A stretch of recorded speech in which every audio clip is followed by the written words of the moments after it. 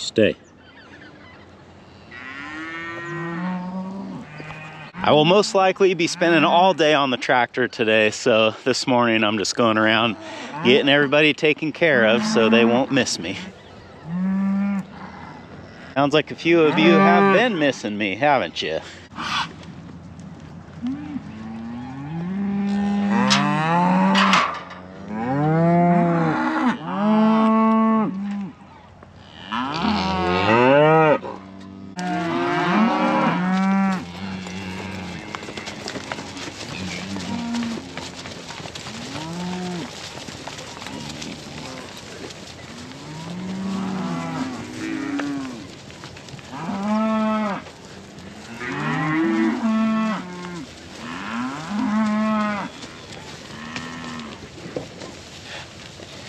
Last night when I was here rolling out a bale in the middle pasture, I got smart and I had an idea that it would be good to just roll a bale out here in the front pasture and close the gate so that today, when I need to feed the cows, I don't need to move the tractor down here again. I can just open the gate and let them have at it. So that gets the main cow herd taken care of. The next is the steers and the bulls. They actually are not completely out of hay, but tomorrow it's just supposed to rain all day long, so I thought, well, maybe it'd be a good idea to go ahead and fill up their feeders now so I don't have to run around in the tractor while it's raining. My cat food looks good. So we're gonna get those boys taken care of, and then, like I said, I'm gonna be on the tractor pretty much all day today. My goal is to get that field floated or smoothed out so that it's ready to plant, and I really need to do that before this rain hits, because once the ground gets wet, the float implement doesn't really work that good. The ground has to be at least semi-dry for that to work. Once that's done, I won't mind if it rains a little bit out there because I'll have time to let it dry. And really the only thing left to do after that is spread the seed, the fertilizer, and run the spring tooth. And that can handle a lot more moisture than the float can. We got lots of ground to cover, so we better get to it. That's what's going on today on Farmer Tyler Ranch.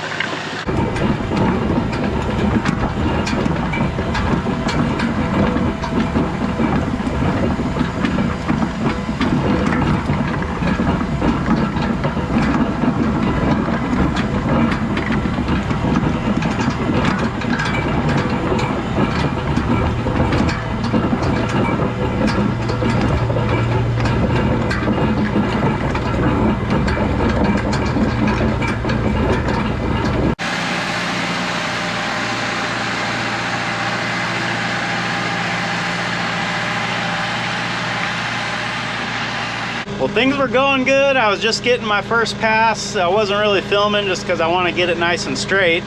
And suddenly I heard a pop back here, and the float is no longer following me. So I think I broke this chain or something. That part's still good. Yeah, sure enough, broke the chain. Now fortunately, my connector link is still intact, so this should be a pretty easy fix if I have the tools that I need in this little toolbox.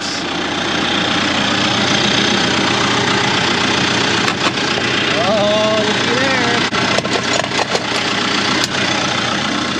That ought to do it. Yeah, we just literally snapped a link.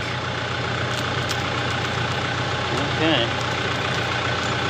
Where's the rest of that chain go? That's a little concerning, honestly.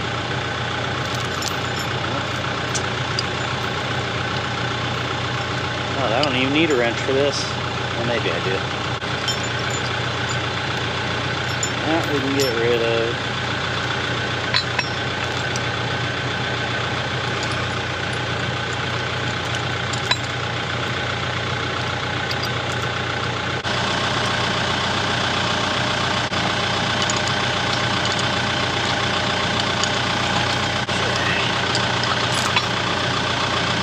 Not really sure why that broke. I mean, it is old, and I was going pretty fast, and I am balling, so yeah, I guess I do kind of know why it broke. It was just more than the chain could take. So what I'll probably have to do, where I've got all the grass balling up in this thing, is raise the 3-point arms. That's why I attach the float this way, so that it can more easily like skip over that stuff. But other than that, it's actually looking pretty good back here. The main purpose of floating the field is just to fill in like all of these dead furrows here and just smooth things out, so that when I have to spray, when I have to cut, when I have to bale, when I do all those things, it's a lot nicer to ride out here, but it's also a lot easier on the equipment. Equipment likes smooth ground, and so do I.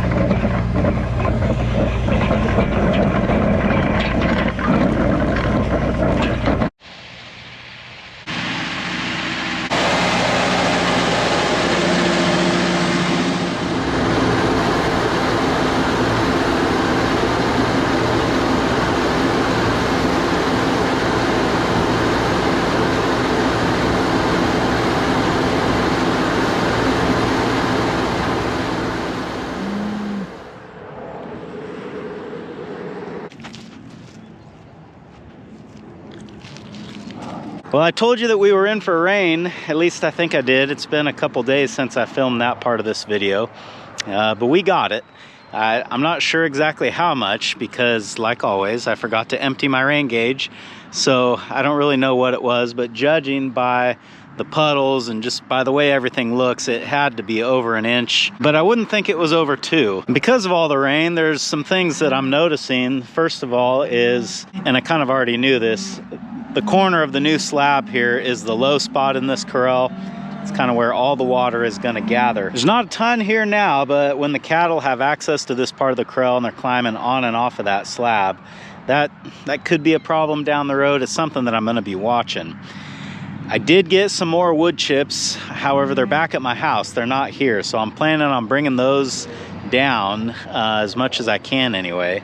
and I'll put a couple buckets of wood chips all around the slab to try to fill in these low spots. And the other cool thing that I'm noticing that some of you guys might care about is how good of a job this rice straw is doing to keep the conditions in this corral a lot better. You see where 2419 is standing, it's kind of nasty. That's where I've been driving the tractor through to haul bales out to these cows. But back behind her on that nice mat of rice straw, things are pretty nice. Now, as for how long things are gonna stay that way, I don't have an answer for you, but it is encouraging the fact that these bales are still largely intact, and there's still a lot of straw there that needs to be spread that the cows haven't even touched yet. I still got 9 big bales of rice straw plus the little one here at the ranch, and then I've got I think 3 big bales and 2 small bales back at home. So I've still got a lot of straw that I can spread, but I'm thinking that next year, I don't know how I'm gonna make this work, guys, but I think I wanna try to bale like maybe twice as much as what I've got this year, because I was just thinking that it would be nice to be able to put like 20 bales out here in the big corral, kind of similar to what I did up here on the mound, but do it over a bigger area, let them spread that out, and then still have enough stocked up so that I could do the same thing again like in January. So next year, instead of baling half a check, I'll probably just go ahead and bale the whole thing, and hopefully if I'm a little more on top of it, I can bale this check that's right next to the barn, and that'd make moving those bales here a lot easier. The weather this fall has been a little bit different than what I'm used to. Usually October is pretty dry, and even November is pretty dry, but so far we've had a couple of pretty decent storms roll through. And as a result, I've not been able to get out here and work on this feeder like I would like to. I did go up and get all the metal the other day that I'm gonna need, so I've got everything to do this. It's just a matter of doing it. And then the other thing that's been on my mind is a salt feeder. I got that pallet of loose salt last week, and I was planning originally to feed it right here, but the problem is that this is not protected from the weather. So I was thinking about putting a roof on this and then a wall to sort of block the rain and keep it out, but I am planning on building a stainless steel feeder that I can easily move around with the forks on the tractor, so when I've got them down in the back pasture, like in the summer, that would be a good feeder to keep down there. And I thought, well, as long as I'm doing that, I should just do it now, and then I could park the stainless steel feeder under cover here in the barn so that this winter the cows would be able to use that and get used to eating salt out of it, and I won't have to worry about it all melting from the rain. You know, it's funny, all summer long you tell yourself, oh, that'll be a good winter project, that'll be a good winter project, because you feel like you're not going to have anything to do in the winter time, but then winter gets here and it sure doesn't feel that way.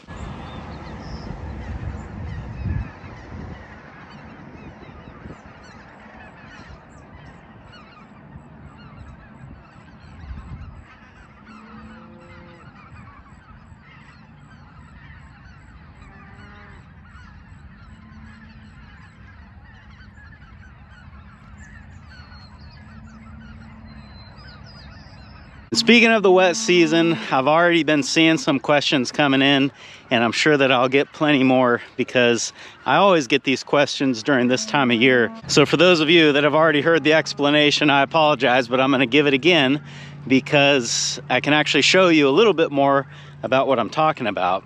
But what I'm referring to is all the water in these fields.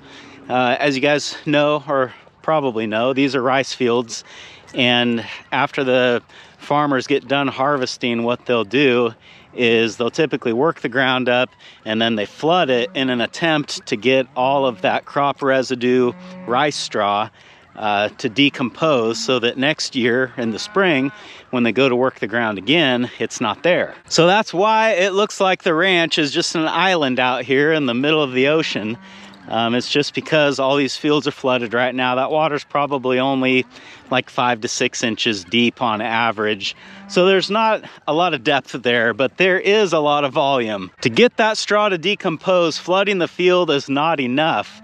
You need to get soil contact on that straw to really make it decompose rapidly. So the way that they do that is with the machine that I'm about to show you. So this here is what is called a rice stomper, and I've always thought these are kind of interesting machines because they actually make different wheels to put on the tractor to do the work. And then obviously you've got this gap between the wheels that is taken care of by the trailer.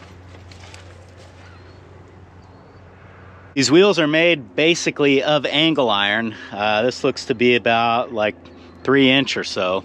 It probably started as 4" but it's been wore down over the years. And you can tell this is a messy job. Usually if guys are gonna convert a tractor to a rice stomper, they'll use an older one with less electronics on it, because you're literally driving in mud and water all day long when you're running this thing. And to help you visualize how good of a job this thing does, if you look at this check off to my side right here, this has already been stomped. You can see a little bit of stubble poking up here and there, but not too much.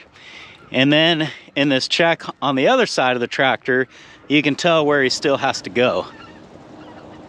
In fact, he's already run in this check a little bit, and you can see a pretty defined line of where he's been. So kind of an interesting machine. I've actually never run one of those. I mean, I don't imagine there's much to it. You're just driving around in circles, more or less. Oh, here you go. I'll show you where he drove across the road. That gives you a little bit better idea of what those wheels do. So I thought some people might find that interesting. If you don't live in rice country, you've probably never seen one of those before. Well, now you have. Now I got one more thing to show you, not related to a rice stomper, but actually wasn't planning on showing you this yet, but when I walked down here, I saw it and I thought I'd better do it. I'm down here in the back pasture now in a spot where I was rolling out that forage mix hay several weeks ago. And I think every time I did that, I kept telling you guys how great that was, because this hay reseeds itself and will start growing back wherever I rolled the bales out. And you can already see it starting to happen. So basically on your end of the screen, what you're looking at is any of that sort of bright, almost like neon looking green is that forage mix hay popping up. So you can see this stuff here, this is all from that hay. Like you can see right here, there's a pretty defined line. Then it's a little bit lighter here in the middle, and then you get another defined line. Well, obviously that's because you can see exactly where I rolled that bale out. Coming pretty good right there. So I thought that was kind of cool. I wasn't really expecting to see this stuff popping up yet, but boy, it sure is. I was actually planning on, when I wean the calves, letting them out in this field, and now I feel like I want to keep them off of that. So I might string up a hot wire to protect that area to make sure that that stuff is able to take off and grow. Because the plan, what I would like to be able to do is to cut and bale that in the spring. And speaking of hay, you know, that is kind of where this video started, was hayfield ground prep. And that is done now. As you saw, I had to go a little bit into the night, but I got it done ahead of the storm. That was my main goal. Now that I've got that field all floated and smoothed out, it's ready to plant. I mean, it's a little bit wet to be going out there right now, but that ground over there is so nice that if it gets like 3 or 4 days with no rain, it'll be dry enough for me to get out there and spread the fertilizer, spread the seed, and most importantly, I'll be able to get over it with the spring tooth and get the seed covered. I will need a string of sunny days in order to make that happen, and it looks like we are gonna get that, you know, and the weatherman's never wrong, so I have nothing but confidence that this will go smoothly. But for now, we wait, and I guess that's a good place to wrap this one up. Thanks for hanging out with me today, guys, and I hope I'll see you again on Farmer Tyler Ranch.